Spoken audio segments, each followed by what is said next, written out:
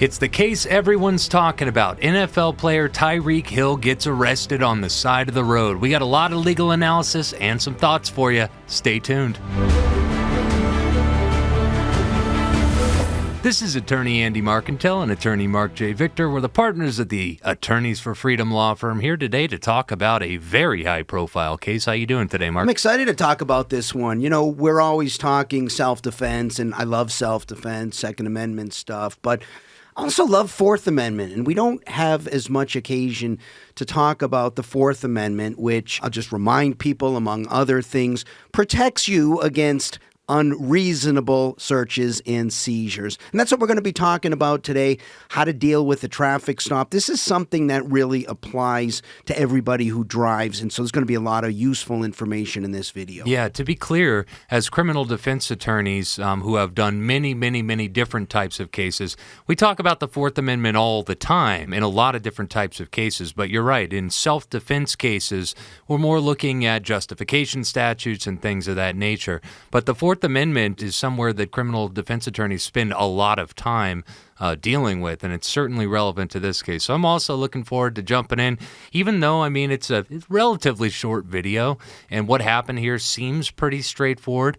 It's actually filled with all kinds of really interesting legal goodies in there that are ripe for analysis. So what I was thinking we could do is just watch the whole thing all the way through. The video that we have queued up here doesn't include the things leading up to the traffic stop, the actual traffic violation that was alleged by the officer. It's just the interaction that Mr. Hill had with the officer. So we'll note that, and we'll talk about what led up to it. But why don't we just start by watching the video? Yeah, let's do it. All right.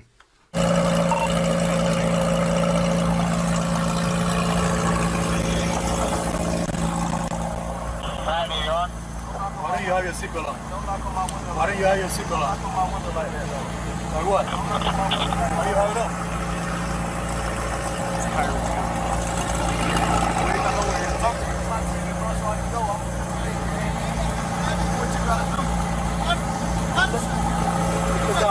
Hey! Keep your window down!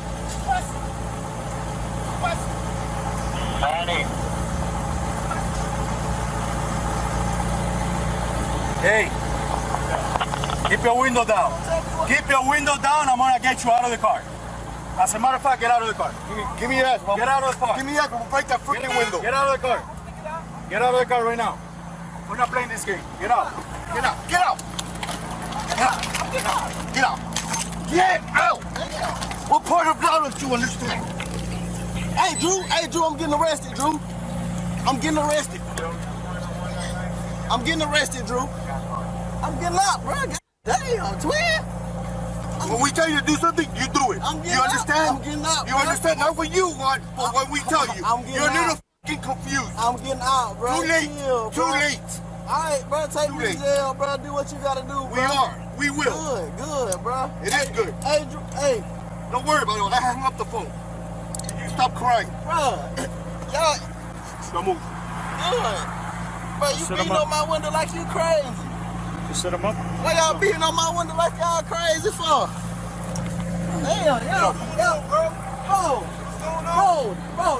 bro, dude beating on my window like he crazy. I ain't do nothing, twin. Damn. Hey, don't park there. Don't park there. Hey.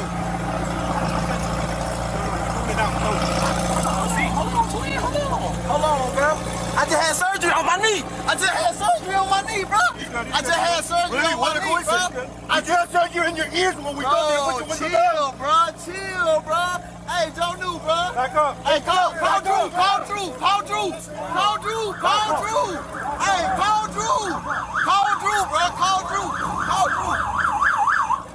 call Drew, bro. Hey, what? Hey, call Drew, bro. Just call Drew. Hey. I'm not doing nothing. What am I doing that's wrong? Hey, listen. Hey, listen. Hey, man, they got Tyreek. The cops over here beating on him, man. They over here beating on Tyreek, Listen, big man. don't park there, man. Just get in Hey, the car. Drew, you gotta come, man. Just get in the car. Right out the side, on the side of the, Hey, get in the car. You're parked in the middle of the street. I'm in the car. You gotta go before you get a ticket. Hey, I'm you're not in the car. driving. Who's the driver? This is my car. All right, move. All right, I'll take that. You gotta move right now. I'm coming, man. Let me have your license. You're gonna have to ticket too. I'm coming. Let me have your license. You're gonna have to leaving. ticket. Let me I'm have your leaving. license. I'm leaving. I'm not playing. Let me have your I'm license. leaving. Yo, what's Your going license on? right now. So what's going on, Your license man? right now. You're not gonna give me your license? Hey, You're not gonna give me your license? I'm leaving. Let me have your I'm license. leaving, Your man. license right now. Sir, you want me to Hey, leave? your license right now. I'm leaving. Or I'm gonna lock you up. just told Your me to license leave. right now. He just told me to Your leave. license right now. Sir, he just- You're dealing with me now. Sir. Your license right now. Okay, well, that's the bulk of the interaction there. I think we should give some kind of overview thoughts of it before we get into the nitty-gritty. But I don't know, what are your thoughts to kind of frame this conversation, Marc? Well, I think a good place to start is the point that you don't have a constitutional right to a courteous police officer, right? And so I think you have to He definitely didn't get one here. No, he didn't get a courteous police officer, at least not all of them. I wouldn't lump them all together either. But I think that you have to, there are several different ways to peel this video apart. One could be, in terms of officer professionalism, could they have done better? No question about that, right? They could have done a much better job de-escalating the situation. And, you've said on many occasions, we need to train police officers better. We need higher quality on the police force. We need to pay them more money. We need police officers who are better at de-escalating these kinds of situations, not escalating them. And so in terms of professionalism, especially the guy with the black sleeves, could have done much better. I give the guy an F on professionalism. But that's a different analysis than did they comply with the law. Yeah, I think that there's an understandable gut reaction when people see cops behaving like this that bleeds over into the legal analysis. And we're lawyers. Our job is to stick to a cold, calculated legal analysis. So I think that's a really good point to flag at the beginning. While I completely agree with you that this whole situation probably could have been handled very differently by the officers, and they're certainly at fault for that. We have to make sure that we keep those two worlds separate in our analysis. Yeah, I mean, statements like stop crying, where they're yelling, they're swearing at Tyreek Hill, none of this is called You're for. confused. I'm in charge now. Stuff like that. Right. There was a lot of sort of flexing here that the officers were doing. And so all of that, I mean, I don't want any of my comments to be taken to sort of minimize some of the unprofessional conduct that the police officers engaged in. But that's not a legal analysis, right? Mm-hmm. That's a question for the chief to deal with his officers in terms of being more professional and what the chief expects. If I'm the chief, I'm calling that guy in there and I might even fire the guy. Not because he broke the law, but because he was unprofessional. I would have a higher expectation for professionalism of police officers than what I saw out there, at least by the guy with the black sleeves on. I think, and to be clear, to the extent that this video is starting a public conversation about police courtesy and professionalism and everything like that, I'm happy that people are outraged about that. Yeah. But once again, that's a different analysis than the legal side. Yeah, so you get to the legal side. First question that always enters your mind when you're a criminal defense lawyer is you got an interaction, right? What we call a seizure. When that police officer puts the blue lights on and says pull over, which is essentially what happened, that's a seizure under the Fourth Amendment. They don't get to just do that. They have to have what we call reasonable suspicion. Either reasonable suspicion that a crime has been committed or they witnessed a traffic violation. And here, although it wasn't on this part of the video, if you watch the full version, it's pretty clear that there's a traffic violation here. It looks like the area, it's got a bunch of cones. It looks like a construction zone. If you look at the rates of speed, what they appear to be from the other vehicles going through, and then you see that McLaren come flying through, it's pretty clear he's speeding. All right, look. The police can pull you over if you're 1 mile an hour over the speed limit. Now, look, I think the speed limits are too slow, and I think they should be raised. But that's my personal opinion, right? So if you are 1 mile an hour over the speed limit, then the officer is legally allowed to pull you over. And that's exactly what happened here. It's even worse than that. The state of what constitutes reasonable suspicion for a cop to validly initiate a traffic stop. There are multiple jurisdictions that their Supreme Courts have said even if the officer is mistaken about the traffic violation that they observed, as long as they in good faith believed it, that's going to satisfy Fourth Amendment muster for that reasonable suspicion. So this is a very low standard in order to get a valid traffic stop. Yeah, and as we go through this analysis, I want to point out things that I think are wrong, and I think that's wrong. If the officer is mistaken, maybe the officer thought there was a traffic violation, but there really wasn't. Sorry, that should be a bad stop. But as you say, that's not the law in every state. But in this case, the officer was right. He was clearly speeding. In fact, Tyreek, from what I've seen, has never denied that. So here's a guy in a McLaren speeding right through a construction zone. The police officer who's on a motorcycle flips on his lights. I also think if you watch the full version, you can see by the time the officer turns around and starts chasing Tyreek Hill, he's pretty far. He's got to pass a bunch of other cars. Pretty clear he's speeding. So then you get the pullover. Tyreek pulls over. And I note that in the longer version, the window is down initially. He's having a conversation with the officer, and the officer says, okay, pull it up a little bit more. Tyreek Hill pulls it up a little bit more. But then he puts his window back up. Why did you put your window back up? Now, look, I tell people this point as well. I think this is an important point. You don't have to respect police officers. There's nothing that says you have to be respectful towards a police officer. But if you're not going to be respectful towards a police officer, given that they have so much discretion on the side of the road, this is an invitation for lots of aggravation. So I always recommend and advise people, look, you don't have to respect cops, but you should at least pretend that you do. Yeah, fake it for a few minutes. Fake it for a few minutes, because an officer has an awful lot of discretion, in my opinion, too much discretion on the side of the road. So what Tyreek should have done is just left the window down, got his license, registration, and proof of insurance ready to go, and then put his hands at 10 and 2 on the wheel and been very kind and respectful. Hey, officer, in fact, in this one, he's not going to fight this thing. We're going to go to court and all that. Just say, look, you got me. I was speeding. Sorry about that. I'm trying to go to the game here. Maybe he gets a free pass on it. My guess is he either gets a free pass there or they write him the ticket, say, here you go, and that's the end of the incident. And he might have even been eligible for defensive driving school to get the ticket dismissed. Yeah, no doubt about that. And he may have even been into the criminal speed range, which would have allowed the officer to make an arrest and take him to jail. I don't know if that was the case or not. We really don't know how fast he was going. But instead of doing that, he does essentially everything wrong here. Tyreek does everything wrong. What he did was he set up the wrong tone at the very beginning.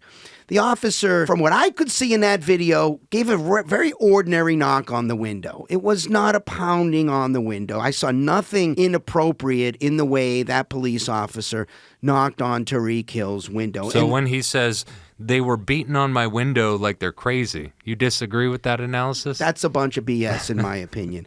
Tyreek starts the interaction with, don't knock on my window like that. He says it 7 times by my count. He's already got an attitude with the police. And if you're going to start with this, you're really in a bad position. Fighting with the police on the side of the road is not a battle you're going to win. So 7 times, don't knock on my window like that.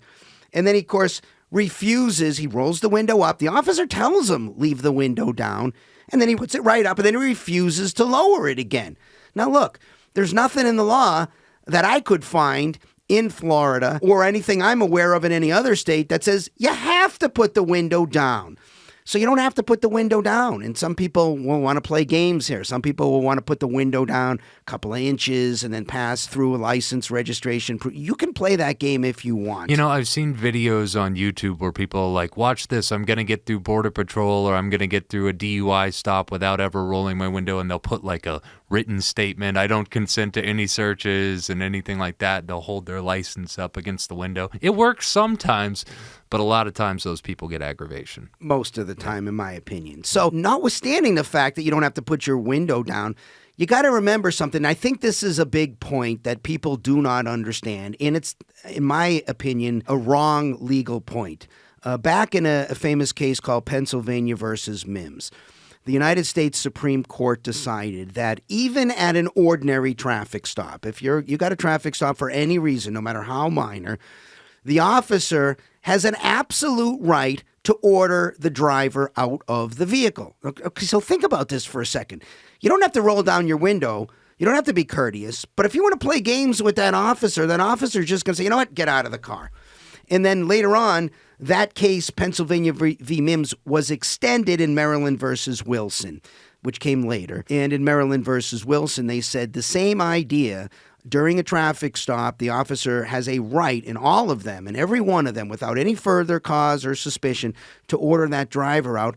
Likewise, the officer can now order all of the passengers out of the vehicle. We see this all the time, Andy, in our cases, right? People get pulled over, and the officers say, get out of the car. Why'd you pull me over? Get out of the car. Why'd you pull me over? Or, I don't have to get out of the car. Why should I have to get out of the car? Or the passengers. I didn't do anything. Why do I have to get... You have to get out of the car. Not only do you have to get out of the car, if you don't get out of the car, the officer is going to use whatever reasonable amount of force the officer needs to use to get your ass out of the car. Like, you're getting out of that car. If that officer says get out of the car, this is not a time to play games. You are getting out of that car. Now, I don't think that's the right rule. Yeah, let's take a moment on that. Let's take a moment and talk about the why here, right? Because a lot of people are asking, hold on, they're kind of finding through this case for the first time and the Mims case and things like that. Oh my God, I'm required to get out of the car even if it's for a tail light or something like that? And the answer is yes. And it's kind of interesting because the Fourth Amendment does not apply to all circumstances equally, as the courts have said, right? The idea here is that, okay, there's a baseline in the Fourth Amendment that you can be free from unreasonable searches and seizures. But through many, many decades of Fourth Amendment jurisprudence, the courts have interpreted what's an unreasonable search and seizure in various different places. You and I have complained, for example, about the implications of when a dog alert happens on a car, or the implications of what happens when you try to go through a border crossing or a state line or something like that. The courts have decided that the Fourth Amendment doesn't apply equally in those situations. So one of these areas of jurisprudence that the courts have said, the rules are very different here than they may appear, is automobiles. And as flagged in the Mims case, a lot of it is driven by the concept of officer safety. Yeah, and you want to strike a balance between officer safety and inconvenience to citizens here. I just think they struck it wrong to say that in every single traffic stop, because of officer safety, the driver and all passengers must be required or are required on the police officer's whim to get out of that car, I think is too much. And I think that's different if the officer says, they matched a suspect in an armed robbery or something like that, where you really have heightened officer concerns for safety. Okay, fine. And I know that on Mr. Hill's car, the windows are tinted dark. He's got them up. He's refusing to put it down. You could make an argument that given the circumstances, right? You got a guy in a car. He's not cooperative. He's clearly hostile to the police.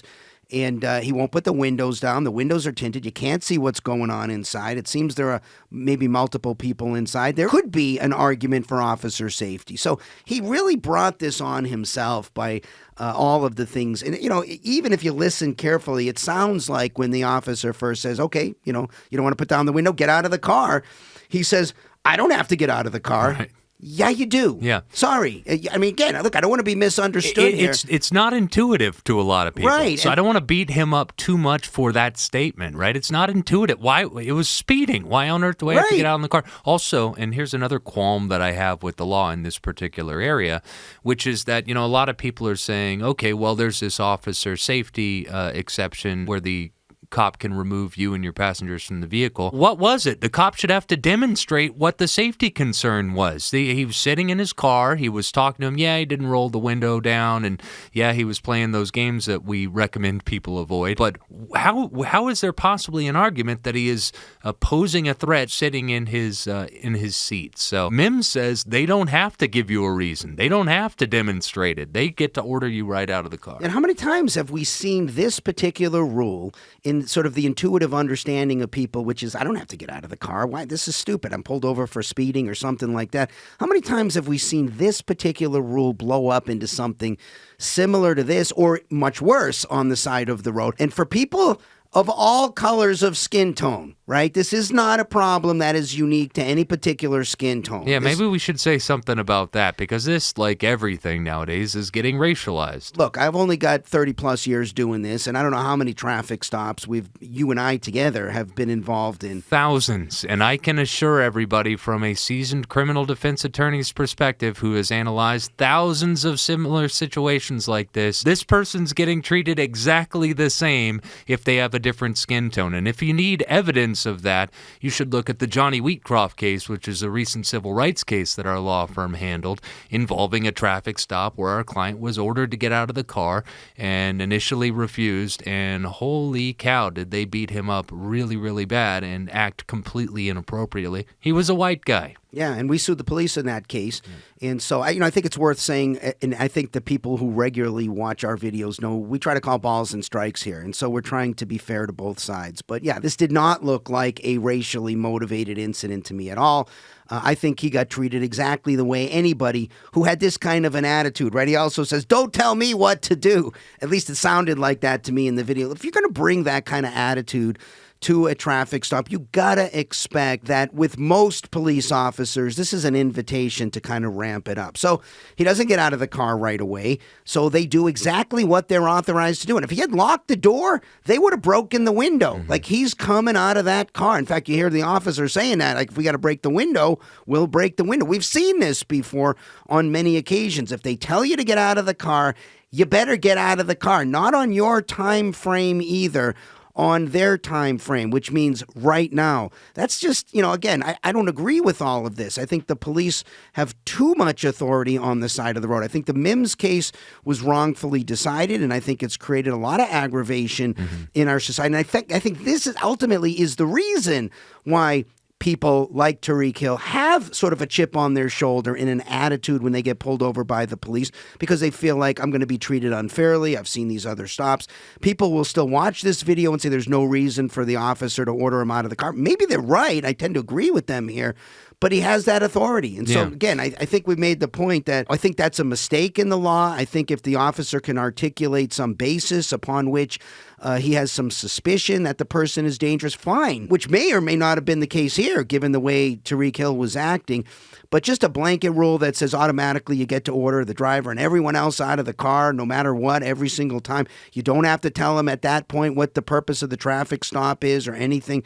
This creates lots of consternation at traffic stops. There's a really important tip here that we can give to everybody listening to this right now, which is that if you disagree with what a cop is doing either on the side of the road or any interaction, frankly, if they show up at your house, if they arrest you while you're walking around, if you disagree or think that they are violating your constitutional rights, that's a battle to be fought later. Don't fight them on it on the side of the road. Say, for example, there was some sort of case law that supported a future legal argument that they unconstitutionally removed him from the vehicle or unconstitutionally arrested him or something like that.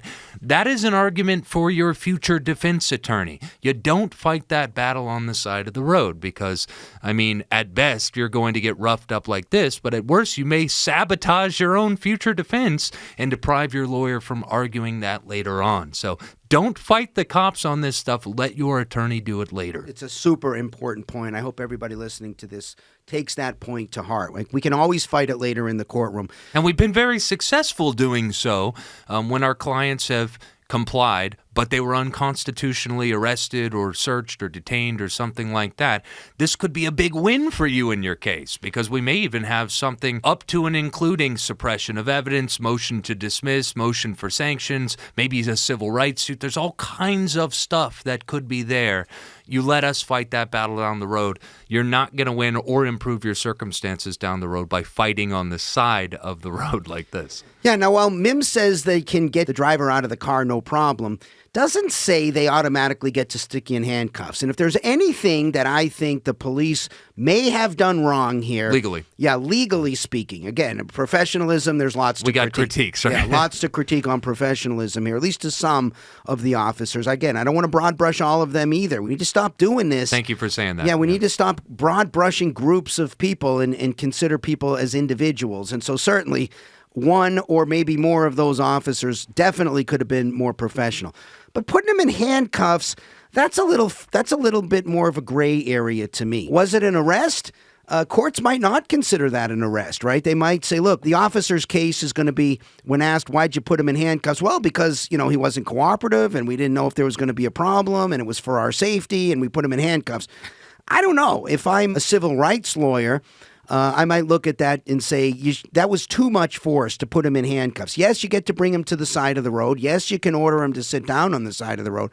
But putting him in handcuffs might be too much of a problem. Now, interesting, assuming that putting the handcuffs on Tyreek Hill was the wrong thing to do, if you then, in the course of that, say they find some drugs or something as they're doing that, there's an argument to suppress that under the exclusionary rule. Mm-hmm. On the other hand, if it's a mistake, a legal mistake, and nothing is found, okay, you got a civil rights case, but what are your damages?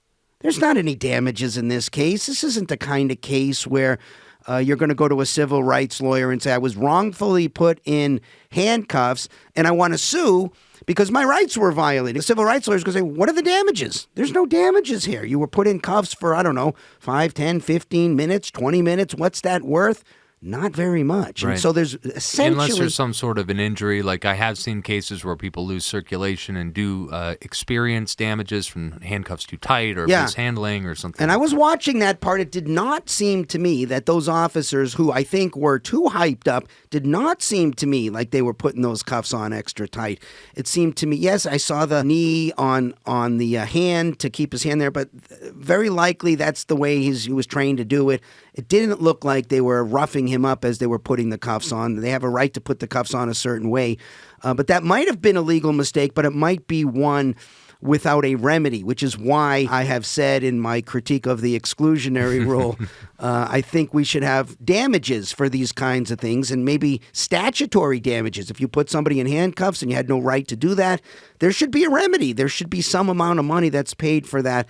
I can't wait till we make a video about that because the viewers who've watched the show have seen you and I actually bump heads on this particular issue. I love the exclusionary rule just the way it is. I'd be amenable to adding the damages that you're talking about, but not losing the important power remedy against the state of exclusion. We got to make that video. Yeah, Mark. we should. So then they get the cuffs on him, they get him to the side of the road. Well, hold on. I have one more thought about the cuffs themselves and the constitutionality of the arrest because you're absolutely right.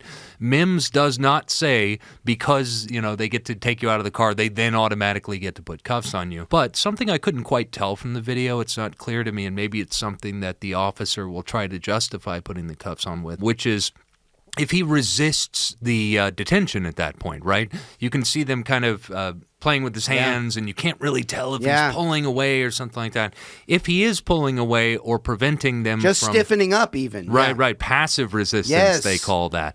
Then that might be enough for the cops to constitutionally slap the cuffs on him at that point. It's tough to tell from the video. Well, and then you can get a resisting arrest charge. Right, and so that can... a bonus charge. Yes, we've had... look, if the police really wanted to do the guy wrong here, right, and I know jumping to the end, they eventually... If Tyreek Hill was treated differently, he was treated better than most people would have been treated in this situation because he was not taken to jail. Eventually, the cuffs were taken off. He was cited and allowed to go. And I'm not sure that would be the case for the vast majority of people in this situation of any color, sex, ethnicity, whatever. You have this kind of attitude at a traffic stop, almost guaranteed you are going to jail. But I also know, when they put him on the ground and he says, take me to jail, do what you got to do. He's baiting them to taking him to jail. And the officer responds, good, we will. And then he gets up, and as you've already pointed out, he's beating on my window like he's crazy. 3 times he said that. To me, this is really a credibility killer, right? We all could see that video. That officer didn't beat on the window. You get up and 3 times make a big issue that the officer's crazy, he's beating on the window. This is the kind of thing that, had this case gone to trial, right, and something about some factual issue is the Tyreek's word against one of the officer's word on, say for example, they charge him with resisting arrest and they say, well, he was stiffening up, and Tyreek says, no, I wasn't. I was not stiffening up. That's just, I'm a bulky, I got lots of muscle and it's hard for me to put my whatever. Once you have Tyreek on video, he was beating on my window like he's crazy 3 times.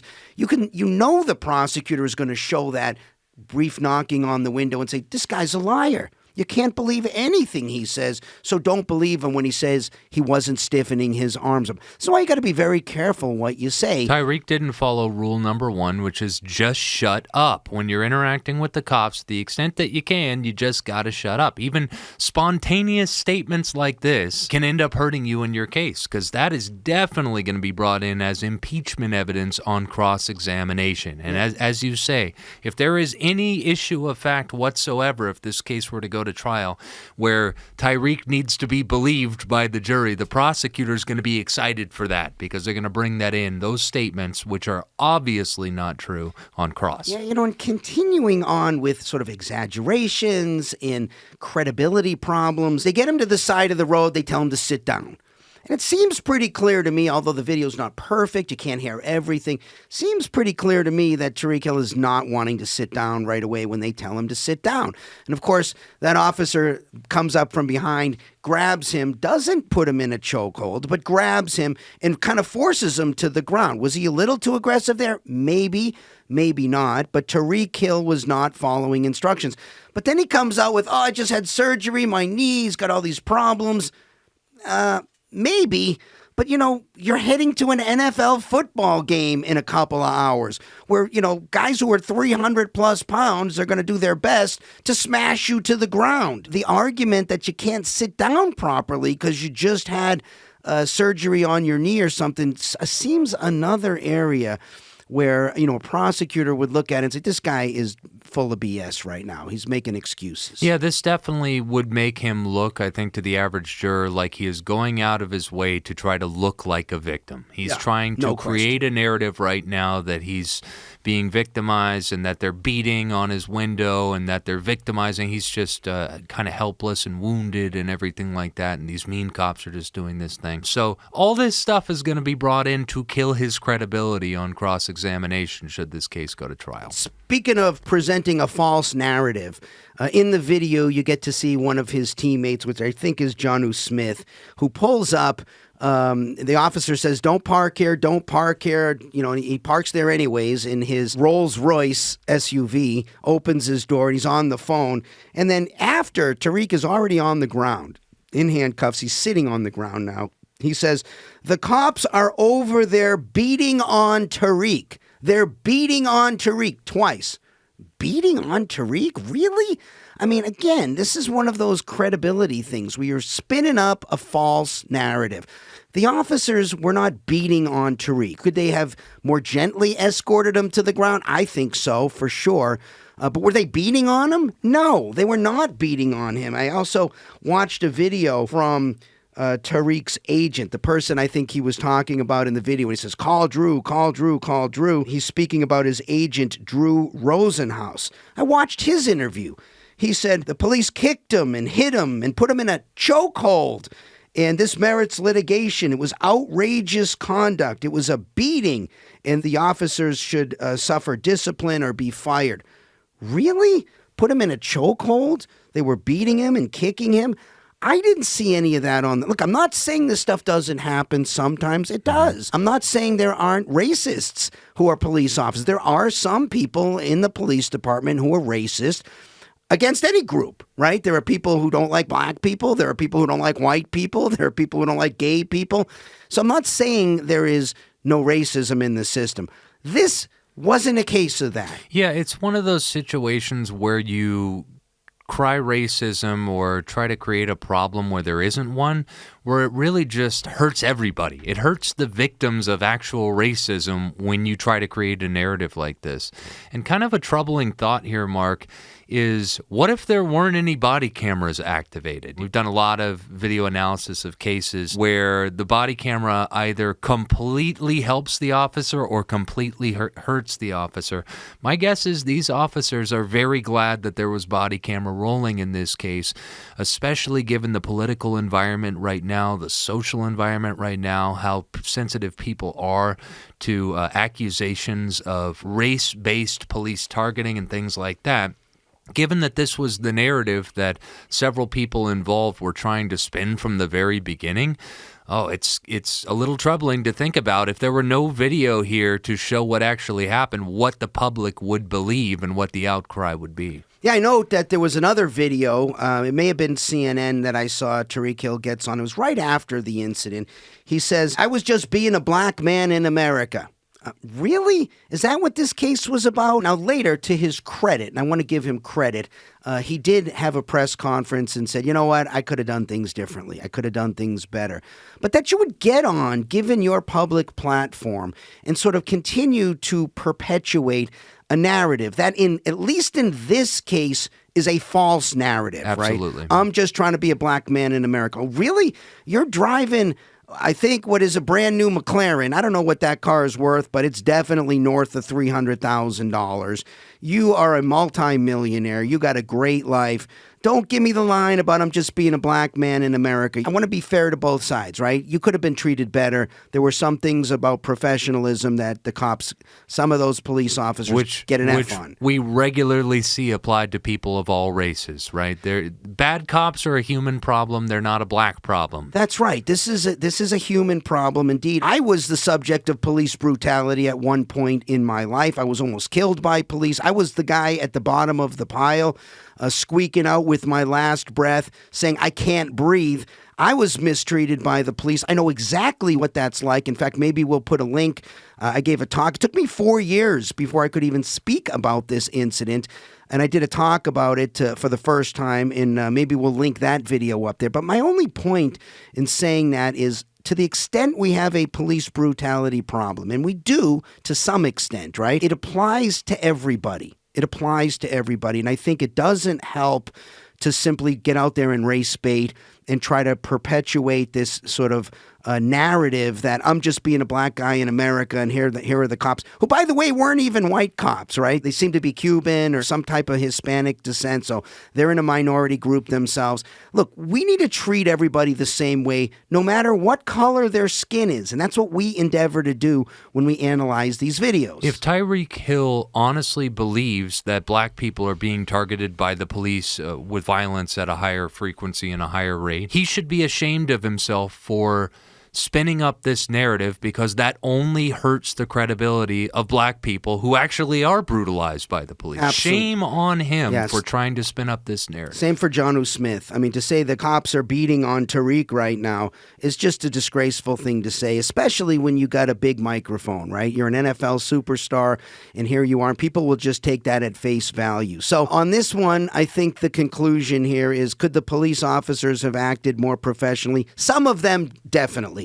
And there may be one or two of them out there probably should lose their job just for lack of professionalism on this case. Yeah, let's not lose sight of that too, because as harsh as I'm being on Tyreek, the cops, not all of them, of course, but the cops that we've identified and the conduct that we saw, let's not forget that these people are supposed to be our employees. That's right. I am paying these guys. Tyreek is paying these guys. Everybody in our society is paying these guys. And they need to, their conduct and their attitude when they arrive at a situation like this needs to reflect that better in some of these cases. Even if the person they're pulling over is acting as a jerk. Right. Even if, notwithstanding the fact that Tyreek was kind of being a jerk here, in my opinion, and other people are and have been, we still expect and should require police officers to act with courtesy and be professional. They don't have to be doormats. They don't have to suffer injuries or be assaulted or anything like that. It's not what I'm saying.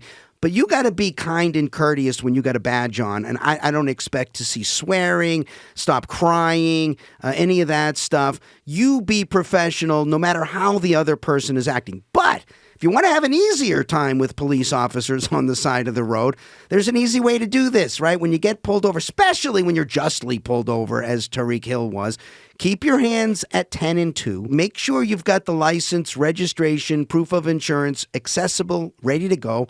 Roll the damn window down. Be courteous, even if you don't respect them, pretend that you do. If they tell you to get out of the car, yes, officer, get out of the car right away. Don't be mouthy. Don't give any attitude. This is not going to help. There's nothing good that's coming out. Like, you're not going to end that traffic stop in a better position than you went into it, right? You can only end up worse, and it could be much worse. The downside could end with your life. I once wrote an article entitled Surviving a traffic stop. Because, again, this is one of the more dangerous things police officers do, to be fair, right? Police officers get injured at traffic stops. Citizens get injured or killed at traffic stops. Things can escalate quickly from a traffic ticket to a misdemeanor to a felony to a death. And so your goal should be to survive the traffic stop. And the way you do that is by following instructions and being kind and courteous. And then if later on you feel you want to bring a lawsuit against that cop, no problem. That's why we have civil rights attorneys. We have federal causes of action. There's something called a 1983 cause of action. That's a civil rights violation you can bring in federal court when you get state police officers who violate people's rights under the color of their authority. There are actions that you can bring under state and federal law. There's a procedure to go after bad cops, and we should go after bad cops. The side of the road isn't the time to start making that case. Wrong time.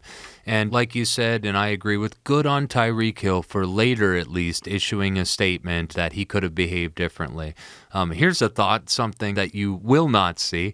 The police department issues a statement saying, our officers could have done a little better here and practiced a little de-escalation rather than escalation. Two things can be true at the same time here, folks, that Tyreek Hill broke the law and sped, and even that they didn't violate his Fourth Amendment rights by taking him into custody. That can be true.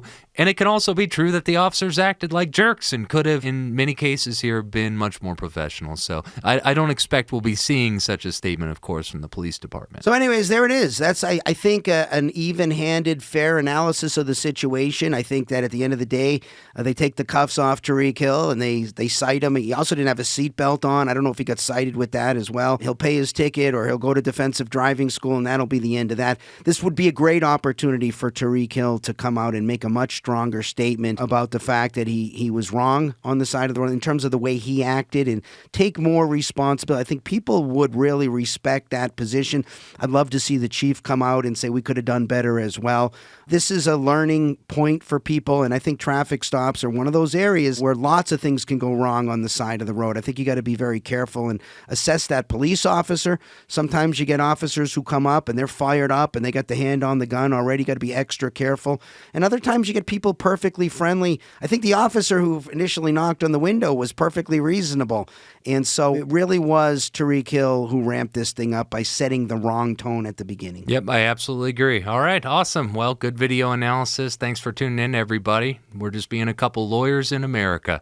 Go and check out attorneysonretainer.us to learn all about our self-defense program and what it can do for you. Check out attorneysforfreedom.com to learn all about our law firm and how we represent people. And if you liked this video, make sure to leave us a comment down below, share it with a friend, and throw a like on it. And until next time, this has been Attorney Andy Marcantel and Attorney Marc J. Victor. Peace.